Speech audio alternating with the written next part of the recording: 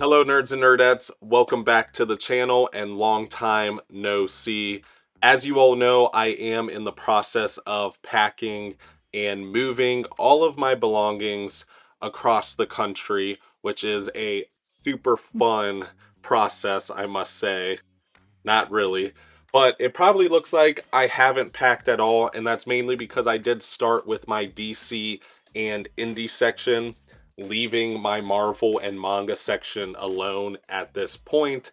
But I figured now that I'm about to start packing some of the Marvel books, why not start a little update video for you all, the community, so you can see how I pack not only my collected editions when it comes to my Marvel, DC, and manga books, but also some of my single issues, which I don't touch on really at all when it comes to the channel. So we're going to go through my single issues, my collected editions, maybe even talk about some single issues as I flip through them. So first up for my packing, I'm going to start with single issues.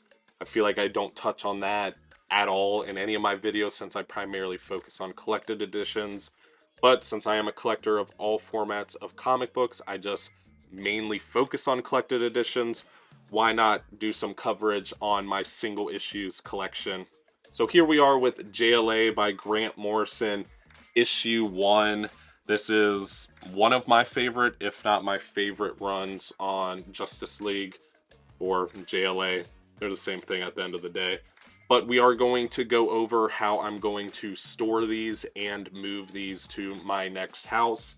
So you're going to need some utensils or materials, I guess. So starting off, you are going to need a board. In order to get this, you can go to any comic book store and ask for a pack of boards. They'll know exactly what you're talking about and they'll hand it over. You will also need a bag. There are multiple versions of bags. There's even some versions of bags that have tape on the underside of the bag's flap, so you don't have to use your own tape.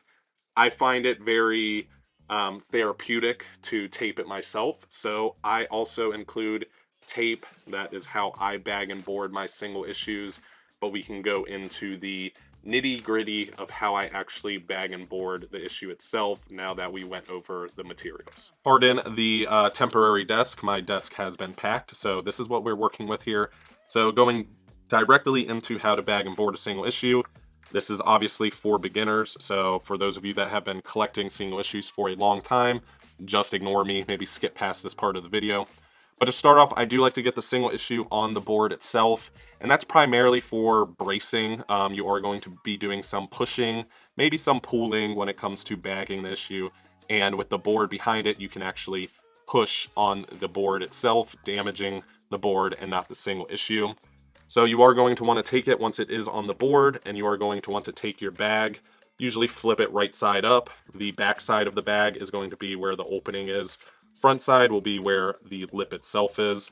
You're going to stick the corner of the single issue into the bag, and then the second corner can catch a little bit. You just want to work it in gradually, and then you want to push on the actual board itself, guiding the single issue into the bag. You can adjust the single issue if you want a little bit better of a show of the cover, which I kind of do with my thumb there. Now, one of the, I guess, veteran aspects of bagging and boarding single issues is the tape. Like I said, some bags do have tape already on this flap here, and all you have to do is peel it and put it down. I do it the old school way, so I do take tape. Now, if you do decide to use tape similar to me, there's not any wrong way, but there's a, I guess, better way of doing it, and that is you want to flip over, and your instincts are going to tell you to put the tape on this way, vertically, but I usually put it on horizontally. Hopefully the camera is actually picking up what I'm doing here. And that's primarily because if you do want to get into the single issue, you can just go directly in and lift the tape up, while if you go vertically like this, and you want to get into the bag, you can actually, over time, as the tape gets older, end up ripping the tape. so it is a little bit easier when accessing the issue itself to go horizontal with the tape. Yeah, at least that's what I've learned through collecting comics. But there you are, a bag and boarded single issue comic book. All right, now we can get into boxing and packaging up omnibuses. This is a little bit more trickier. You are going to need some materials once again. First and foremost, you are going to need boxes. I have these Home Depot boxes. I do go with the small size, mainly because if you get any bigger, you're going to put more books into it, and then you're going to be unable to pick the box up. So small is 9 times out of 10 the best route to go. That way you can fit 2, 3, tops 4 omnibuses into a box, and you're not going to break your back moving it. Also, this is not the right way to move. I am not a moving guru here. I'm learning as I go, and I'm just sharing what I have learned. But back to the materials. You will also need packaging tape, box tape, whatever the proper name of this tape is. You will also need a blade of some sort. I am a little janky, so I just have like a sandwich knife. Not too sure why. And then, sorry if this is hurting you guys' ears, bubble wrap. Yes, I have this much bubble wrap, but I also have a large collection, so that's why I have this much bubble wrap.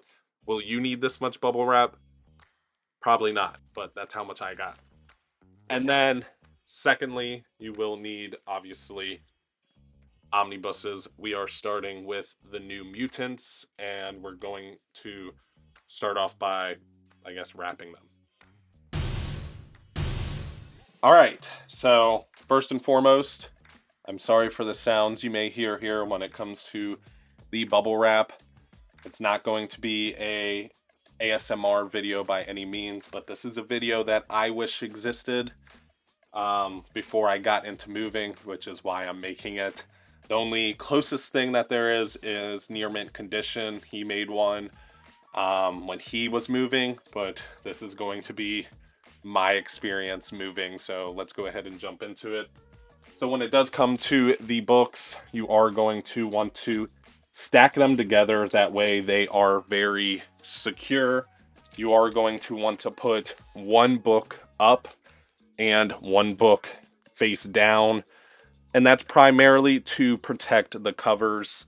We obviously want to make the covers as protected as possible, since we all like the covers of the books more than the backs of the books. So that's kind of my thinking process as far as there. But I am going to speed up and turn down the audio as I wrap this, just so you guys don't have to hear all of the weird popping and squealing that the plastic is about to make.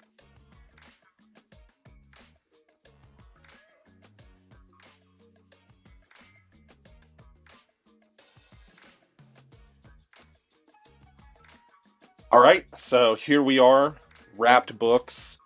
Now, that may look like a lot of wrapping, but a good way to know when enough wrapping, or when you've used enough wrapping, for my experience at least, is I actually touch the corners of the books. For example, here, when I touch the corner of the book, I cannot touch the corner, which is good because that stops from corners getting pressed in when the boxes may shift or be dropped. Now, if I remove this plastic, I can touch the corner of the book perfectly, which I think is not enough protectant. So I think as long as you cannot touch the corner of the book, that's probably going to be enough bubble wrap in most instances. But I will speed up again as I tape this.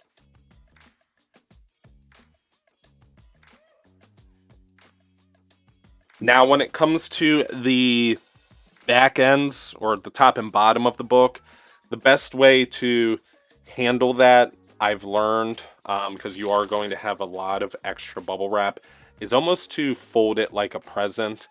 And I think that helps not only secure the books together from shifting inside the bubble wrap, but again, it will also protect the bottom and top edges of the book. But I will fast forward once again.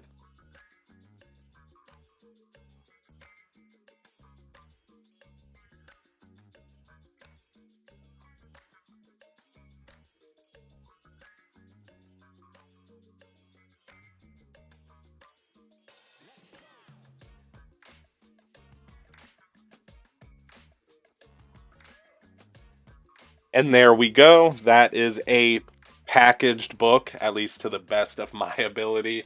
Like I said, we do have the bottoms protected and the top, and then also the corners.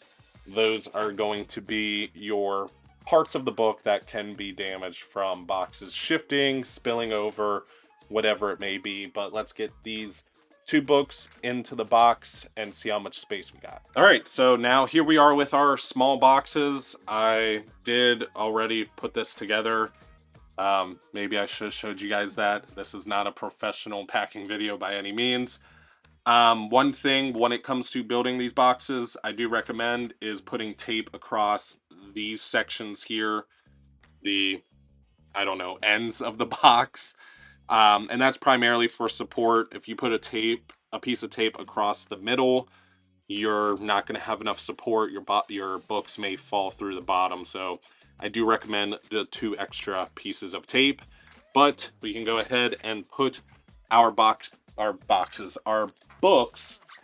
in like so. So here we are. This is 2 books in a small box. We do have some room for probably 2 more. So I'll go ahead and pack up 2 more and then show you guys how to close up the box and what I'm going to do with it after that. So one thing I did think of while I was packing this, obviously this extra bubble wrap here, that's primarily because of the larger bubbles when it comes to the bubble wrap that I'm using. I did have a roll of smaller bubble wrap. Yeah, and that works way better. I used it on my entire DC section, which I will show you guys. I've pretty much packed all of. Also my indie section, mostly. So if you do have a choice, get the smaller bubble wrap when it comes to your books. But what I do have is what I'm using, because I'm not going to hunt down different types of bubble wrap. And my dad gets these from his job, so I'm going to use what I can get. So I do have big bubble wrap, but big bubble wrap, but try to get the smaller bubble wrap. So, so here we are, all the way to the top. 4 omnibuses packed in a small box. Now we can close it up.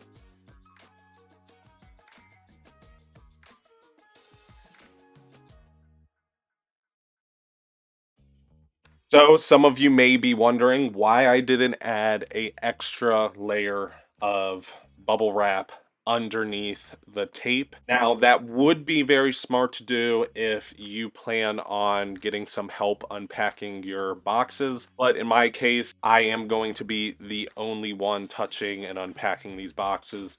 So I'm going to know to open up these boxes extremely carefully. So I don't find it necessary to put that extra layer. Now, one thing that is extremely important when it comes to packing your books is labeling. If you plan on doing the same setup that you currently have, then label what is in this box. For example, I know I packed New Mutants and Star Wars books, so I could write New Mutants and Star Wars. But in my case, I do plan on changing up my setup a little bit, and I do have some newer books that I have to put into the, I guess, rotation on the shelf. So instead of doing that, I'm just going to label it Marvel, and that's mainly for me to know that this will be a box that will be added into my Marvel section. But other than that, that's the most labeling that I'm going to be doing, since I'm going to be recustomizing my entire new comic book area. All right, so first up is Batman 612. This is one of the issues during the Hush storyline by Jeff Loeb. All of the art here is going to be done by Jim Lee, including this cover. And if you look closely, you can also see a signature on the cover of the issue itself. That is from Jim Lee that I got at one of the Comic Cons that I attended. Next up is The Amazing Spider-Man, a giant size annual, the special wedding issue, the wedding of Spider-Man / Peter Parker and Mary Jane. This was a wedding gift for me on my wedding day. There are 2 covers to this issue, one of Peter Parker and Mary Jane, and one of Spider-Man and Mary Jane, which is the one I have here. Next up, we have Aquaman Into the Abyss, issue 1 by Peter David. This is one of my favorite, probably my second favorite run on Aquaman, one of the more notable runs on Aquaman. This is where you're going to get 90s Aquaman with the long hair and the hook hand. This is the run where all of that takes place, so it is near and dear to my heart. Next up, we have 2 issues for my favorite comic book character, which is Captain America. We have issue 1 of Captain America by Mark Waid, which is my favorite run on Captain America. But for the fan service, I do also have issue 1 of Captain America by Ed Brubaker, which is the fan favorite run on Captain America. Both are very noteworthy and runs that you should definitely be reading, especially if you're a Captain America fan. Next up is The Man of Steel, issue 1. This is going to be the Superman run that took place after Crisis on Infinite Earths by John Byrne. This is the first issue. I am a huge Superman fan. As I've said, Superman and Captain America are my 2 favorite heroes in Marvel and DC, so this was definitely a pickup that I was happy to get into the collection. Next up, for my 90s fans, I do have 3 issues to show off for you all. I do have Venom issue 1. This is the Enemy Within part 1. This is the cover that does glow in the dark, as 90s as that sounds. It is beautiful. It is really cool to see. Maybe I can make a TikTok or something kind of showing that off. Then we do have Robin issue 1, November 1993. This is 1 in 5,000 hologram cover. Doesn't get much more 90s than that. But this is Tim Drake, Robin, and his series that was going on in the 90s. And then we do have the Death of Superman issue in the bag, which is not, which you can't tell from looking at here, but it is not ripped open. It is in mint condition in its bag. There's no tears, crinkles, or anything like that. So these are 3 90s comics that capture the 90s flair when it comes to covers during that era. Now we can get into a couple issues or titles or runs, series, whatever you all want to call it, that are very near and dear to my heart, which we can start with Kingdom Come by Mark Waid and Alex Ross. This is issue 1, but I can do one better. I actually do have all of Kingdom Come in single issues, parts 1 through 4. This is a title that is one of my favorites, if not my favorite. There's so much meaning and lessons to be learned when it comes to the writing and story elements of this particular story. And we do have Alex Ross on internals, and while he is not my all-time favorite internal artist, this is definitely some of his best work. Next up is a little bit more of a rarer gem. We do have DC versus Marvel Comics issue 1, but very similar to that of Kingdom Come, I can do another one up, and I do have all 4 issues of DC versus Marvel, which was the first of the 2 times that they came together and crossed over and told a story together. Some people think that is the only time, but there was a second time, which is the time I prefer more, which we can go ahead and jump to now. And that second crossover was JLA Avengers. This is going to be by Kurt Busiek and George Perez, the late great George Perez, but very similar to the last 3 titles. I do have all 4 of these issues collected. This is the crossover between DC and Marvel that I do prefer. I think it is a little bit better of a story, not as boring, if you will. You do get a lot of fan service when it comes to the fights, and it is responsible for giving me one of my favorite comic book covers of all time on part 4, which is just a breathtaking cover that I could probably hang up anywhere in my house if my wife allowed me, but that is some cool single issues that I probably wouldn't have the chance to show off otherwise unless I was moving. So now we can go ahead and jump to the end of the video. All right, and that does wrap up today's video. This weird packing, update, moving of a collection type of video that I decided to put out to keep in touch with you all, the community. I do want to thank each and every one of you guys for sticking with me, being a part of this community. I do plan on putting out even more content, getting kind of back to basics once this entire move is under my belt. But I do want to thank all of you for hanging in there. Also, if you are watching this and you are not a part of the community, hit that subscribe button to join the Illuminati. Also, if you could do me a favor and hit that thumbs up icon, it really means a lot to us on the channel. And if you did enjoy today's video or any of my other previous videos that are on my channel, you can hit the bell icon. That way you can get notified anytime the channel puts out any type of content.